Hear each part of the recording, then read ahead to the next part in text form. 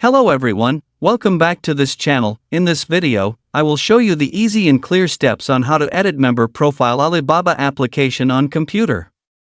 So how to edit member profile Alibaba application on computer?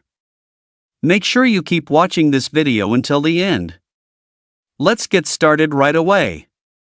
Firstly, just go to the Alibaba application on your computer or laptop.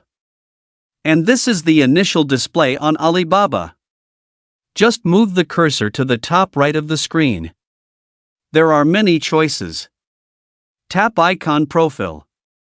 Here a scrolling menu will appear like this. And then tap the account menu.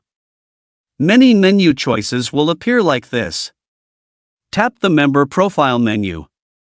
Here a menu like this will appear. Tap the edit button here. And the edit menu or input menu like this will appear. You can change your member profile, adjust it to what you want. After you finish changing or editing your member profile, tap Submit. So that's it, tutorial how to edit member profile Alibaba application on computer. Thank you for watching.